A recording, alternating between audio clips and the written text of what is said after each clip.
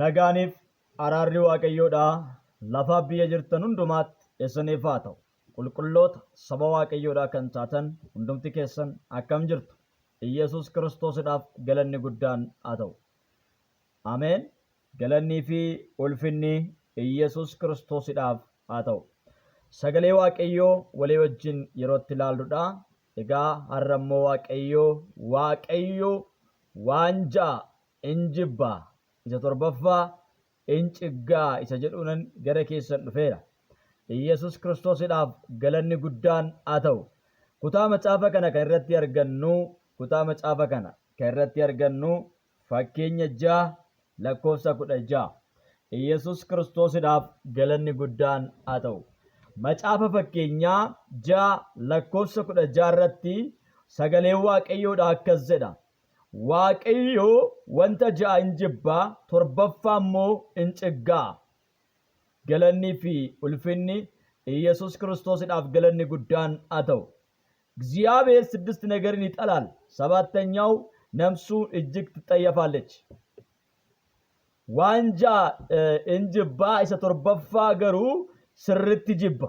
Iyesuus Kiristoosidhaaf galanni guddaan haa ta'u. Ameen ameen. Akka malee jibba, hamma malee jibba jechuudha. Iyesuus Kiristoosidhaaf galanni guddaan haa ta'u. Kana gaafa jennu isaan kanneen xiqqoo hin jaalata jechuudha miti. Iyesuusidhaaf galanni guddaan haa ta'u. Haleluuyaa. Ameen ameen. Baay'isee wanta faayidaan ilma namaadhaaf hin qabne ta'uusaa agarsiisuudhaaf malee Waaqayyo jal'ina garii jaalatee jal'ina garii kan jibbu miti. Jal'ina garii xiqqoo jaalatee jal'ina garii baay'ee kan jibbu miti. Iyesuus Kiristoosidhaaf galanni guddaan haa ta'u. Jal'ina muraasaa baay'ee jaalatee jal'ina muraasa immoo xiqqoo kan jibbu miti Waaqayyo. Kun yaada Waaqayyo jedhe yookaan immoo dubbii kutaa kana keessatti dubbatame kan faalleessu ta'ee akka hin argamneef kana dubbadha jechuudha. Iyesuus Kiristoosidhaaf galanni guddaan haa ta'u. Ameen ameen ameen. Haleluuyaa. Inni kun ulfaataa ta'uusaadha kan inni agarsiisu jechuudha. Ulfaataa ta'uusaa agarsiisa. Akkamitti ulfaataa ta'uusaa agarsiisa kan jedhu walii wajjiniin in ilaalla.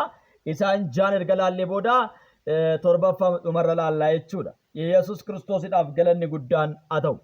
Waaqayyo waan ja'a injibbaa isa torbaffaa immoo sirritti jibba yookaan immoo inciggaa isa jedhu irratti walii wajjiniin sagalee Waaqayyoo in ilaalla. Isaanis kanatti fufanii jiru. Tokko, Iyesuus Kiristoosidhaaf galanni guddaan haa ta'u. Tokkoffaa irratti maalidha wanti Waaqayyo jibbu kan jedhu keessaa tokkoffaa irratti Iyesuus Kiristoosidhaaf galanni guddaan haa ta'u. Nama waan guddaatti of ilaalu. Ani guddaadha nama ofiin jedhu. Ani guddaadha namni ofiin jedhu Waaqayyo biratti jibbamaadha. Namni of guddisu akkasumaan. Namni of tuulu, namni of jaju, namni akkasumaan of tuulu dura Waaqayyootti jibbamaadha. Iyesuus Kiristoosidhaaf galanni guddaan haa ta'u. Buleessa koo bulettii koo of tuulummaan Waaqayyo biratti jibbamaa waan ta'eef of hin tuulin. Of jajuun si keessatti hin argamin. Of jajuun si biratti hin argamin. Of jajuun si faana hin ta'in. Of jajuun of tuuluun Waaqayyoon biratti jibbamaadha. Iyesuus Kiristoosidhaaf galanni guddaan haa ta'u. Warra gad of deebisaniif ayyaana isaa kenna Waaqayyo. Warra of tuultota garuu Waaqayyo maal godhaa? Iyesuus Kiristoosidhaaf galanni guddaan haa ta'u. Of tuultota harka duwwaa hambisa Waaqayyo. Of tuultota hin salphisa Waaqayyo. Of tuultota gad isaan deebisa Waaqayyo. Iyesuus Kiristoosidhaaf galanni guddaan haa ta'u. Ameen ameen. Warra of tuulan, warra of jajan Waaqayyo gad deebiseera jette Haannaan gaafa faarfatte. Iyesuus Kiristoosidhaaf galanni guddaan haa ta'u. Macaafa Saamu'eel irratti jechuudha. Isa tokkoffaa keessatti 2 irraa jechuudha. Haannaan yommuu faarfattu maal jette? Warra of tuultota Waaqayyo gad isaan deebisa. Harka duwwaa isaan hambisa. Of hin tuulinaa, of hin jajinaa. Of jajuun Waaqayyoon biratti faayidaa hin qabu. Iyesuus Kiristoosidhaaf galanni guddaan haa ta'u. Phinaanaan Haannaa irratti of jajaa turte. Phinaanaan ijoollee baay'ee waan qabduuf Haannaan garuu ijoollee waan hin qabneef. Phinaanaan Haannaa irratti of jajaa turte. Iyesuus Kiristoosidhaaf galanni guddaan of tuulaa turte. Iyesuus Kiristoosidhaaf galanni guddaan haa ta'u. Haannaan garuu Haannaan hin garuu dhala yoo qabaachuudhaa baatteeyyuu dura Waaqayyootti nama gad of deebisu qabdu turte. Dura Waaqayyootti nama gadi jedhu turte.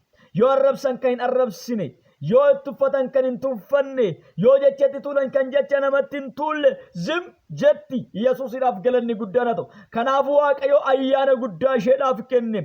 Mucaa Saamu'eel jedhamu Daaniidhaa hanga Bersheebaatti, Daariidhaa hamma Daaritti raajii Waaqayyoo beekamaa kan ta'e Waaqayyo isheedhaaf kenne.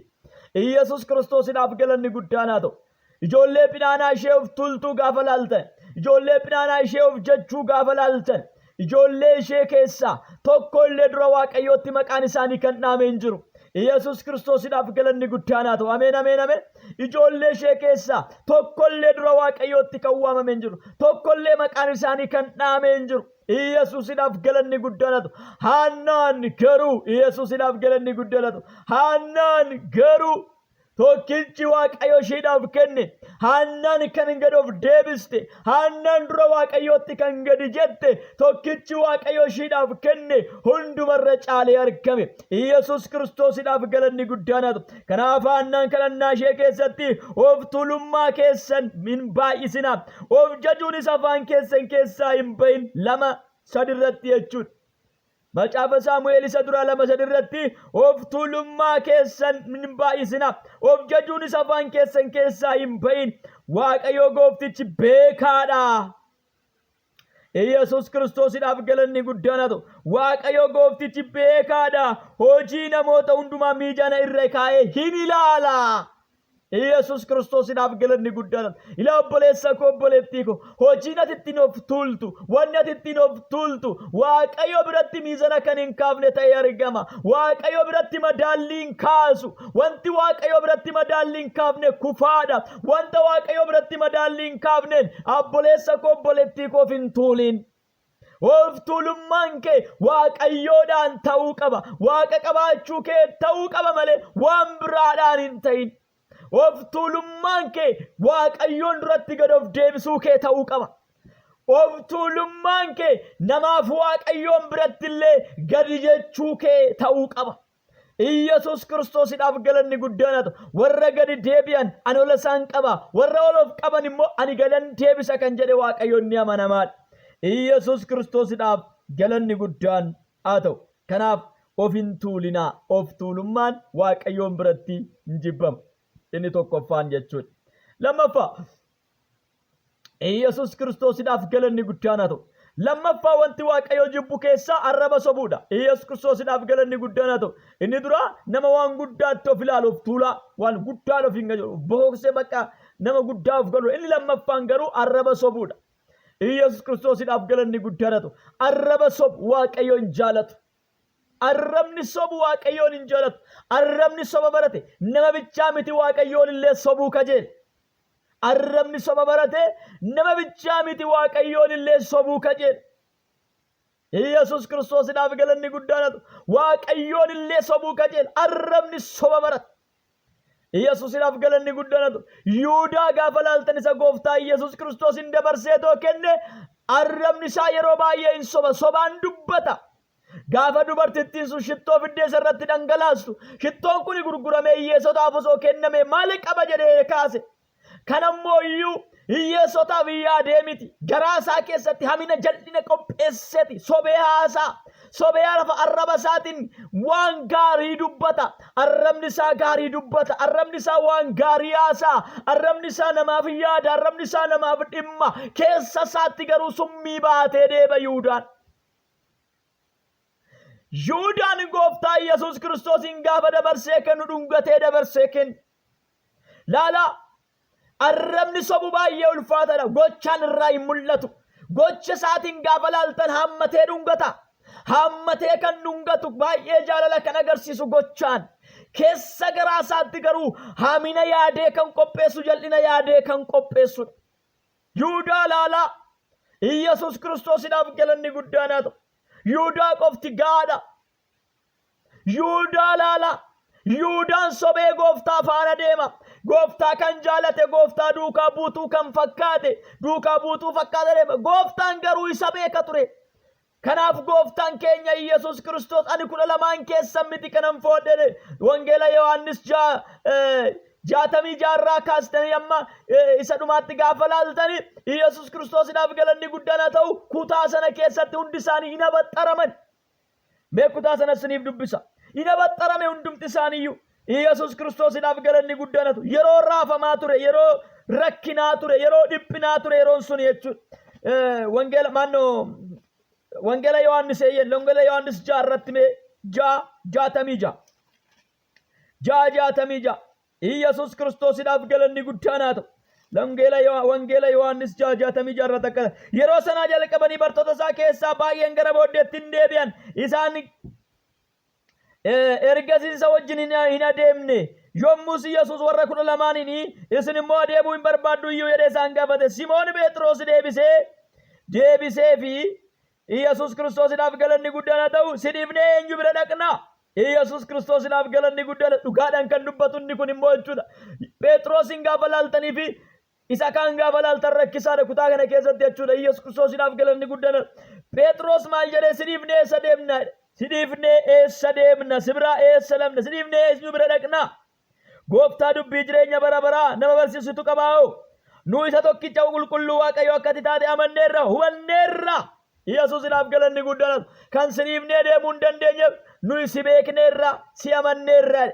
Warri amanan Kiristoosiin garuu kan hin beekne kutaa kana keessatti baay'atu gatee biraa deeme. Gaafa jecha jala muramaa kanaan jecha amansiisaa kanaan Phexros Yesuusitti dubbatu Yesuus Phexrosiif gaafii tokko yaada tokko kenneef maal jedhe? Lakkoofsa Yesuus Kiristoosiidhaaf galanni guddaan haa ta'u. Ameen. Lakkoofsa 70 irratti akkas jedhe. Yesuus immoo ani 12 keessan foodhe miti. Yesuusiidhaaf galanni isin keessaa tokko garuu seexana isaaniin jedhe. Yesuus Kiristoosiidhaaf galanni guddaan sobdummaan amala seexanaadha. Seexanni soba dhugaa hin dubbatu. Amalli seexanaa Yihuudaa keessaa sirriitti calaqqisa ture. Seexanni soba. Sobee nama goyyoomsa, sobee nama kuffisa, sobee karaarraa nama gata, sobee dhugaarraa nama gata, dhugaa sitti fakkeessa seexan hin soba.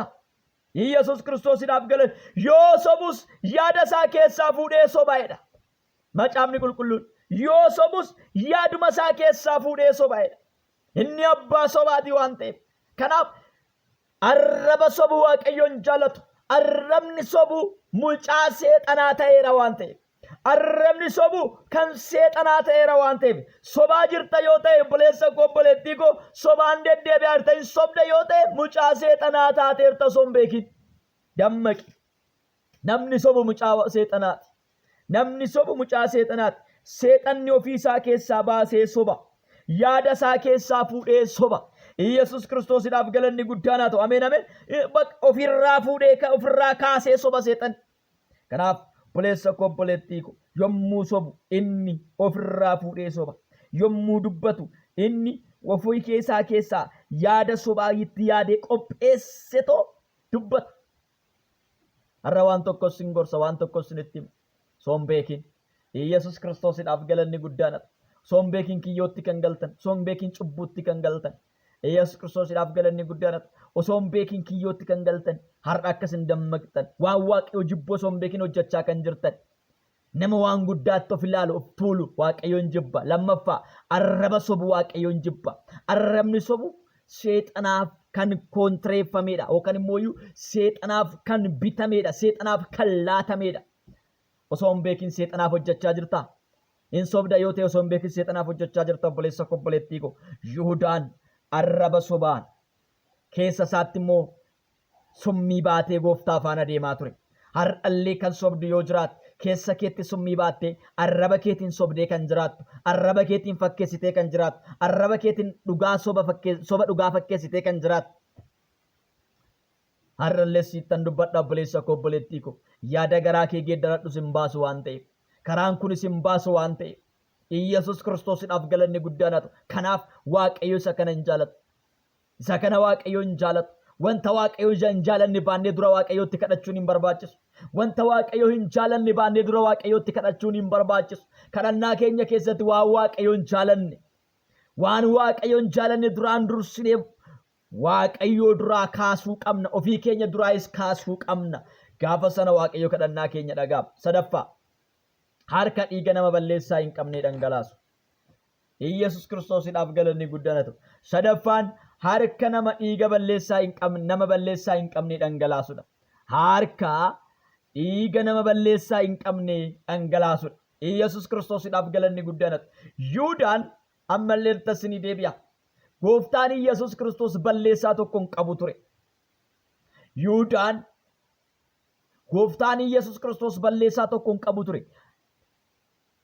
Nama balleessaa hin qabne, nama muudaa hin qabne, nama yakka hin qabne tokko Yesus Kiristoosidhaaf galanni guddaan haa ta'u. Dhiiga isaa dhangalaase. Dhiiga gooftaa keenya Yesus Kiristoos dhiiga muudaa hin qabne, dhiiga balleessaa hin qabne Yuudaan dhangalaasuu isaarraa kan ka'e waan guddaa waan itti dhaga'ameef gara seenuu dhabee, lafa lixu dhabee, bakka itti araara gaafatu dhabee, furmaata dhabee, haada ofitti godhee, mukarratti of rarraasee fannifamee, achirraa kufee, mar'imaan isaa jigee du'e nuun jedha macaafni. Namni dhiiga nama balleessaa hin qabne dhangalaasu, innis akkuma sanitti dhangala'a. Hin dhangala'e Yuudaan. Yesus Kiristoosidhaaf galanni guddaan haa ta'u. Yuudaan hin dhangala'e. Yuudaan hin dhangala'e obboleessa koo obboleettii. Dhiiga nama balleessaa hin qabne Yesus Kiristoosin dhangalaasisee ofii isaatiifis hin dhangala'e. Yesus illee du'uudhaaf dhufe. Yuudaan inni dabarsee kenne garuu firdiitutti ta'e. Hin salphate Yuudaan. Obboleessa koo obboleettii ko. Dhiiga nama balleessaa hin qabne dabarsitan hin kennina. Kana gaafa jennu namni balleessaa hin qabnes, namni balleessaa qabu hin ajjeefama jechuudha miti. Isa balleessaa qabu akka balleessaa isaatti murtee kan itti laatu Waaqayyoodha. Qaayeel Abeelin ajjeesee jooraa ta'e. Yesuusidhaaf galanni guddaan haa ta'u. Dhiiga obboleessa keetiin dhangalaasi. Dhiiga dhangalaasuu Waaqayyoon jaalatu. Walajjechaa Waaqayyoon jaalatu. Sadaffaa irratti Waaqayyo dhiiga nama balleessaa hin qabne nama dhangalaasu jedha. Yesus Kiristoosidhaaf galanni guddaan haa ta'u. Namni tokko nama tokko balleessaa qabaa balleessaa hin qabu jedhee madaaluu hin danda'u. Hin danda'u. Yesuusidhaaf galanni guddaan haa ta'u. Hin danda'u. Namni kun yakkamaadha yakkamaa miti jettee ofii keetii madaaltee madaalarra keessee inni cubbamaadha jettee damaddamuu hin dandeessu. Sababbiin isaa isa Waaqayyootu isa beeka waan ta'eef. Nama sana Waaqayyoo isa beeka waan ta'eef. Namni sun Waaqayyoo wajjin wal beeka waan ta'eef. Cubbamaa ta'uu kan beeku Waaqayyoodha sii miti. Yakkamaa ta'uu kan beeku Waaqayyoodha sii miti. Dhiiga dhangalaasuu jechuun ajjeesuu bichaa miti. Ajjeesuu bichaa miti. Dabarsanii kennuu. Yesuusidhaaf galanni guddaan haa ta'u. Dabarsanii kennuu. Yuudaan Yesuus irratti harka isaa fudhatee rukunne ofii isaati. Dabarsee kenne malee. Dabarsee kenne malee harka isaa ol fudhatee Yesuusin hin rukunne. Yuudaan Yesuusin dabarsee kenne malee harka isaa ol fudhatee Yesuusin hin rukunne. Wanni guddaa sin beekuu qabdan. Yesuusin dabarsee kenne. Dabarsee kennuun isa balleessaa hin qabne Yesuus Kiristoosin dabarsee kennuun isaa murtee amma naga'u Yihudaarraan ga'e. Qa'een isaa onu jedhee duraan dursee ergee Daawit. Hojii inni itti yaamames namni biraa harkaa fudhatu jedhe. Kanaaf Maatiyaas bakka isaatti darbee hojii bakka isaa fudhate. Gonfoo isaa kan biraatu fudhate. Hojii isaa kan biraatu fudhate. Qa'een isaa hin one. Yesuusidhaaf galanni guddaan haa ta'u. Maallaqa inni ittiin Yesuusin gurguratee lafa awwaalchaa bitaniif. Baay'ee nama gaddisiisa. Obboleessa koo obboleettii koo. dhiiga namaa hin dhangalaasin, ilma namaa dabarsitee hin kennin. Dabarsitee kennuun dhiiga namaa dhangalaasudha. Yihuudaan dhiiga nama balleessaa hin qabne dhangalaase. Ofii isaatiin rukunne, ofii isaatiin kaballe, ofii isaatiin garafne, garuu dabarsee kenne. Yesus Kiristoosidhaaf galanni guddaan haa ta'u. Gooftaan illee du'uudhaaf dhufeera. Inni isa dabarsee kennu garuu ofitti firdii fide. Arfaffaa. Garaa akeeka hamaa yaadee qopheessu. Inni arfaffaan. Garaa akeeka hamaa yaadee qopheessu. Namni garaa isaatti akeeka hamaa yaadee qopheessu badaadha. Nama akkasii Waaqayyo isin haa oolchu. Isin irra isaa laaltu, afaan isaa laaltu. Fuula isaatiin baay'ee ifaadha, gammadaadha. Garaa isaa keessatti garuu yaada hamaa yaadee sii qopheessa. Boolla sii qotaa kan itti si darbatu. Kiyyoo si qopheessa kan ittiin si qabu. Summii si qopheessa kan ittiin si ajjeesu. Garaa akeeka hamaa yaadee qopheessurraa Waaqayyo isin haa oolchu. Garaa wanta hamaa yaadee qopheessurraa Waaqayyo isin haa oolchu. Hin beektani. Isa akka kanaa kana hin beektani garaasa.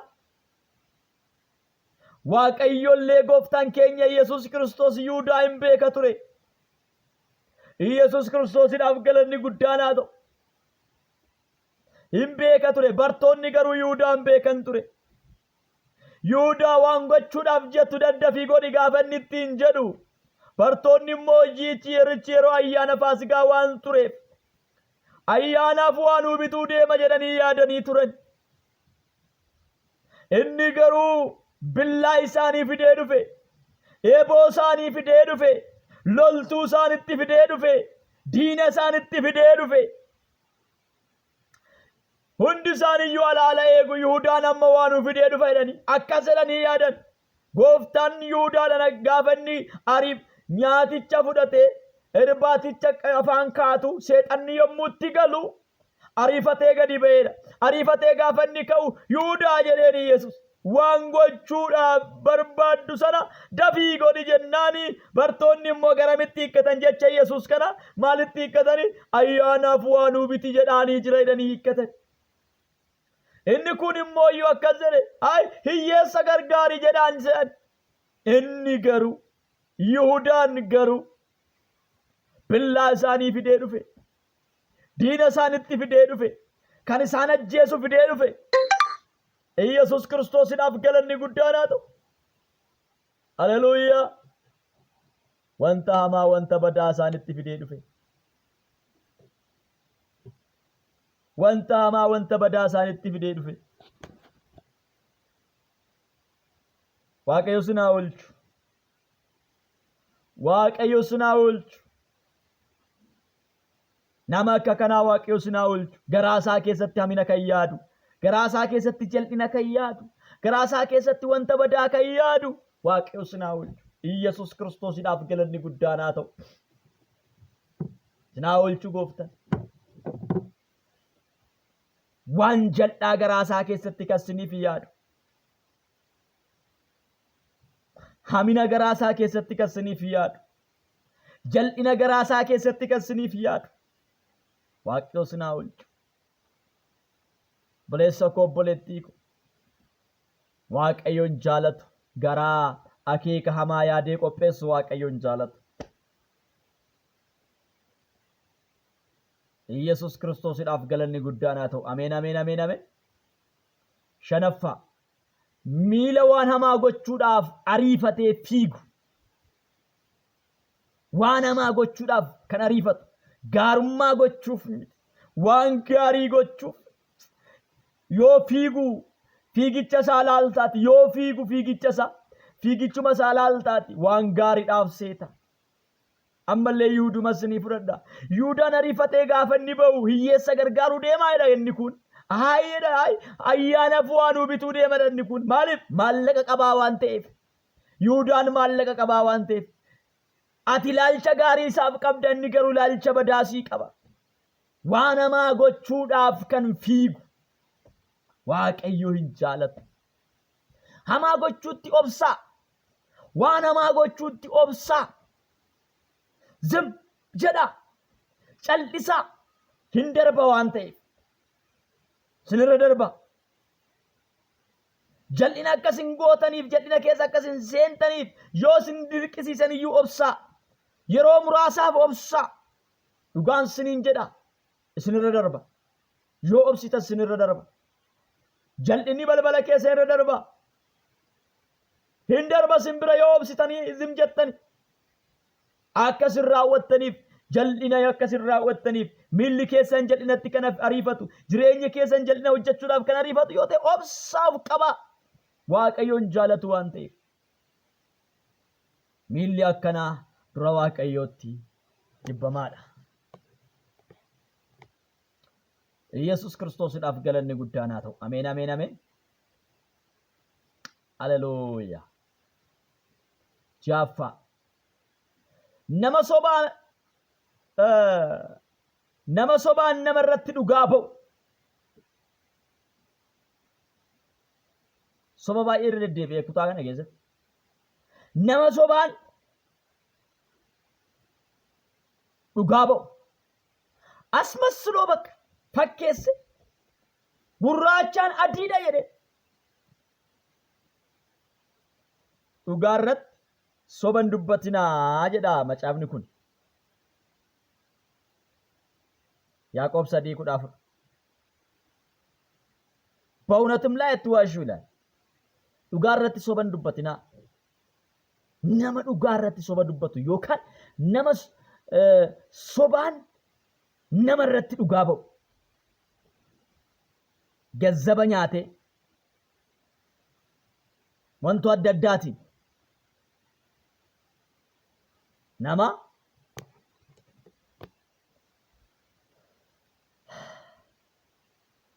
sobaan dhugaa nama irratti ba'u. Waaqayyoon jaalatu. Boleessa koo isa kana Waaqayyoon jaalatu. Boleettii koo isa kana Waaqayyoon jaalatu. Irraa of eegaa. Irraa of eegaa. Irraa of eegaa. Irraa of eegaa. Jaalatu Waaqayyo. Jaaffaa. Isa soba gadi jijjisu. Soba daangaa darbe jechuudha inni kun immoo. Soba daangaa darbe. Tokko tokko bakka al tokko soba dhabii tokko darbee soba. Inni tokko immoo zabana isaa bakka sobuma bakka. Barri isaa guutuun sobuma gadi jigsaa bakka. Soba dhangalaasa. Soba facaasa. Soba baay'isa. Soba gadi jijjisu.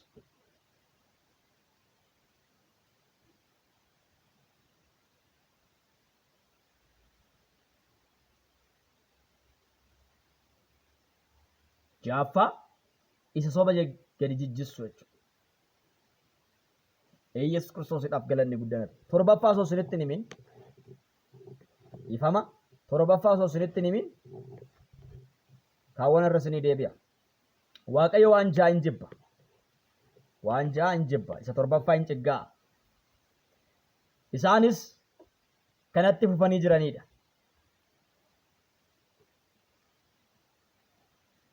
Nama waan guddaatti of ilaalu tokko, arraba sobu 2, harka dhiiga balleessaa nama balleessaa hin qabne dhangalaasu 3, garaa akeeka hamaa yaadee qopheessu 4, miila hamaa gochuuf ariifatu 5, arraba soba gadi jijjisu 6. Arraba nama sobaan dhugaa nama irratti ba'uu fi nama sobaan dhugaa nama irratti ba'u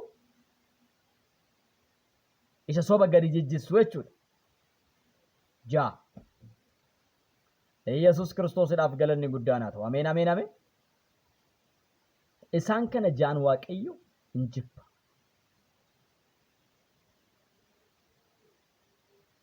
Jaaffaan nama sobaa dhugaa ba'u. Nama sobaan nama irratti dhugaa ba'u isa soba gadi jijjisu. 7 fi isa dhuma. nama gargar ba'u obboloota gidduutti facaasu. Maalidha? Nama gargar ba'u obboloota gidduutti facaasu. Namni akka kana Waaqayyo biratti baay'ee jibbamaadha.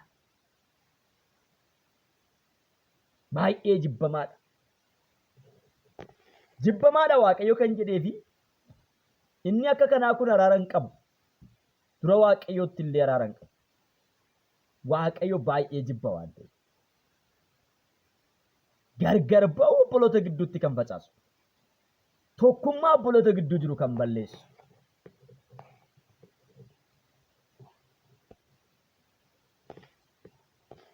Yesus Kiristoosidhaaf galanni guddaan haa ta'u. Gargar ba'u obboloota gidduutti kan facaasu, tokkummaa obboloota gidduu jiru kan maal godhu? Kan balleessu. Nama akka kanaa kana Waaqayyoon jaalatu.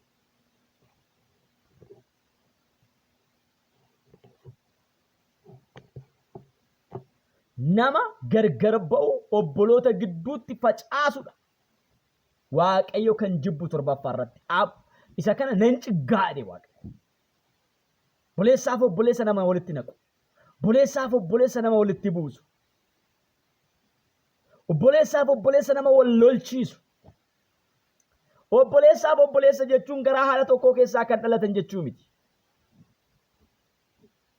Yesus Kiristoosidhaaf galanni guddaan haa ta'u. Garaa haala tokkoo keessaa kan dhalatan qofa jechuu miti. Obboleessaaf obboleessa. Namni karaa baay'ee obboloota ta'aniira. Karaa baay'ee obboloota ta'aniira. Hundumti keenya kan Waaqayyoo ta'uudhaan obboloota. Hundumti keenya kan Waaqayyoo ta'uu keenyaan obboloota. Yesus Kiristoosidhaaf galanni guddaan haa ta'u. Har'a obboleessaaf obboloota gidduutti gargar ba'uu kan facaasu Waaqayyo baay'ee jibba. Baay'ee jibba.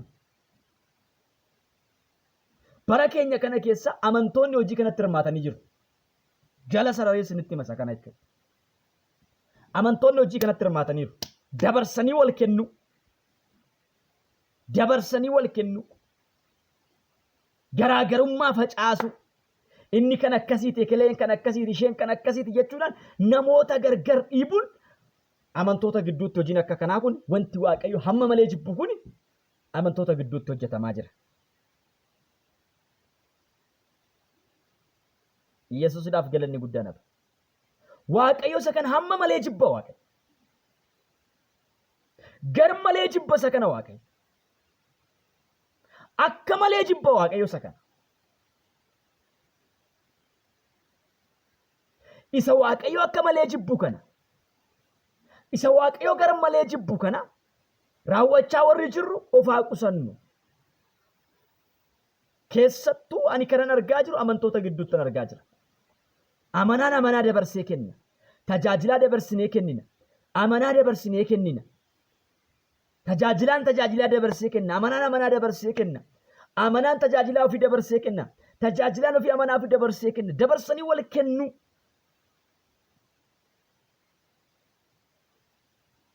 Isa tokko biratti hadheessu. Nama tokko biratti hadheessu. Isa kaan biratti kana jedhanii, isa kaaniin kana jedhanii walitti buusu. Gargar ba'uu obboloota gidduutti namni facaasu Waaqayyo hin jibba. Nama gargar ba'uu Waaqayyo gidduutti dhaloota gidduutti facaasu Waaqayyo hin jibba. Yesus Kiristoosidhaaf galanni guddaan haa ta'u. Yesuusidhaaf galanni guddaan haa ta'u. Ameen. Isa kana jaan Waaqayyo hin jibba. Torbaffaa kana garuu hin ciggaa'a jedhama. Baay'ee jibba, hamma malee jibba Waaqayyo. Hin jaalatu Waaqayyo. Hin jaalatu. Maaliif kana jedhe sagalee kana keessatti? Bakka jaalalli madutti jibbi biqile jechuudha. Obboloota gidduutti jaalalatu ta'uu qabaa garuu jibbi biqile. Obboloota gidduutti jaalalatu biqiluu qaba ture. Jibbatu biqile. Gargar ba'uutu biqile. Wal tuffachuutu biqile. Isa kana Waaqayyoon jaalatu. Obboleettii koo obboleessa koo. Obboleessa keedhaaf hagam yaadda? Obboleessa keedhaaf hagam dhimmita? Ba'aa obboleessa keetii hin baattaa?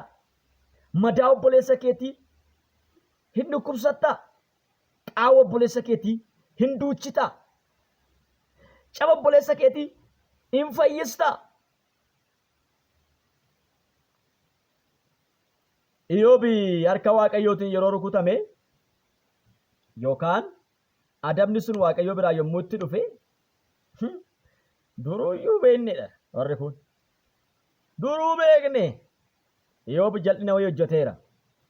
Iyyoobi wayiin Waaqayyoon yakke. Kanaaf dheekkamsi kun martootti dhufeedha. Har'a soo nama tokko irra wata aaraan hin jennee kanaan dureedha.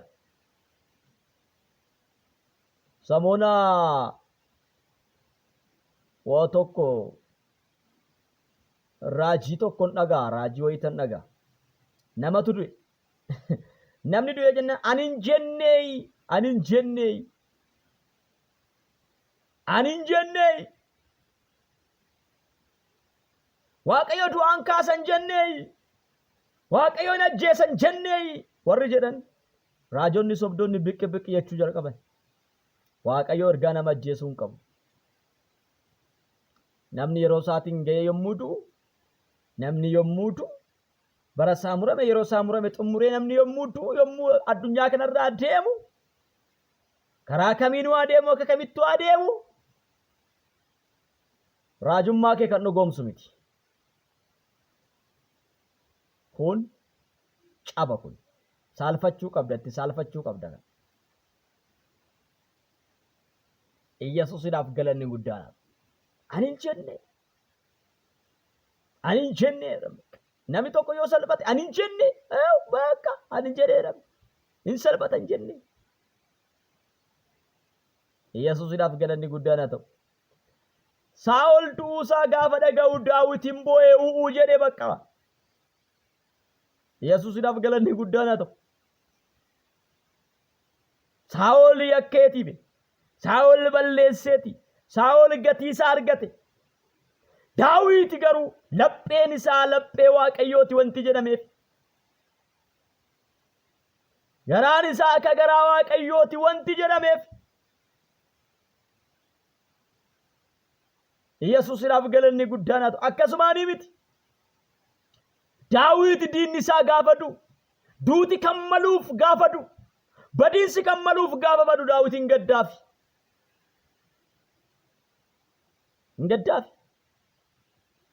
Iyyesuusiidhaaf galanni guddaan haa ta'u.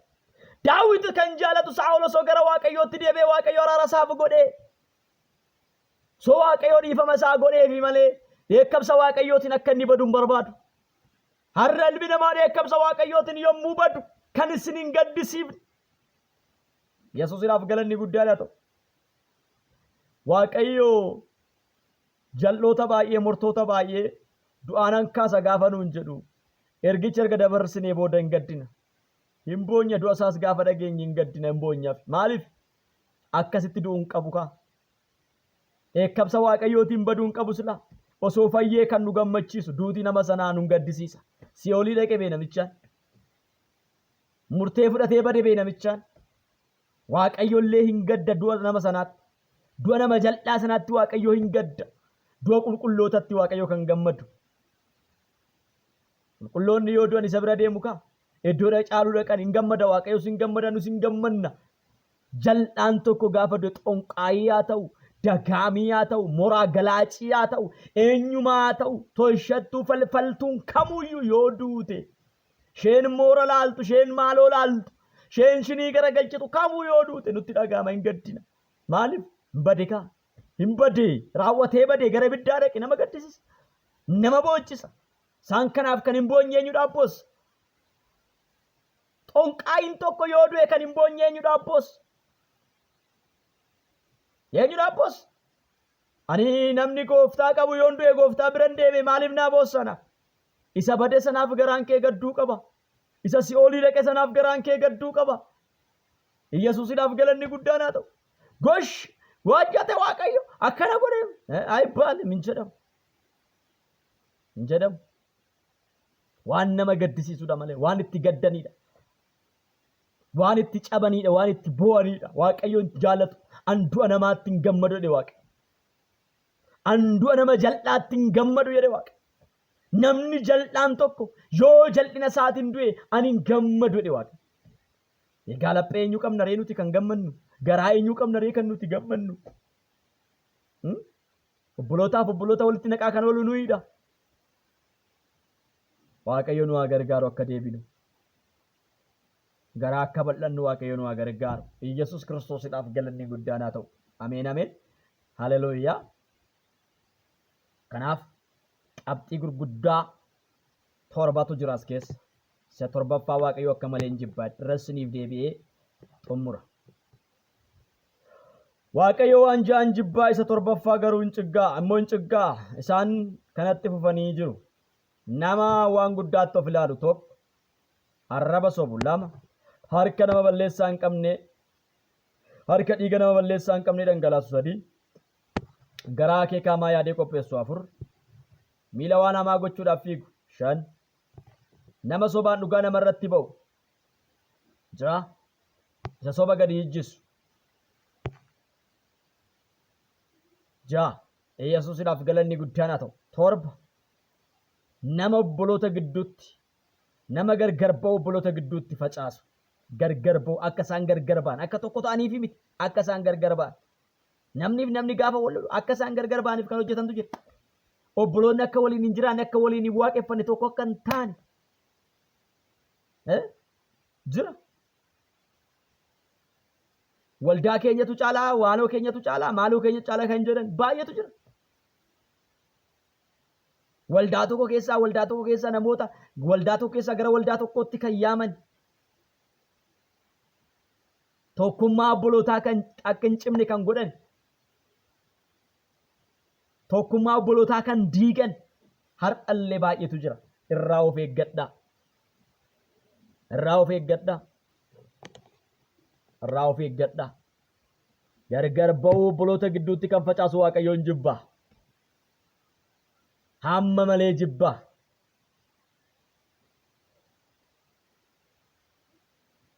በወንድሞች መካከል ልዩነትን የሚሰራ ነፍሴ እጅግ ትጠየፋለች ይላል። waaqayyo akka malee jibba. Waaqayyo akka malee jibba. Hamma malee jibba. Isa waaqayyo jibbatus jibbi. Isa waaqayyo jaalatu jaaladhu. Waaqayyo sinaa eebbisu eebbifamaa daqiiqaa sinitti dheeresseen jira dhiifamaa. Ayyaanni waaqaa siniif haa baay'atu. Gooftaan sin faana haa ta'u. Obboleessa keessan gammachuu urgeedha. Lakkoofsa bilbila kootii duwwaa 912 yoo ta'an argachuu dandeessu. Waaqayyo sagalee isaatti akka jiraannu nu haa gargaaru. Gooftaan sinaa eebbisu. Shalom.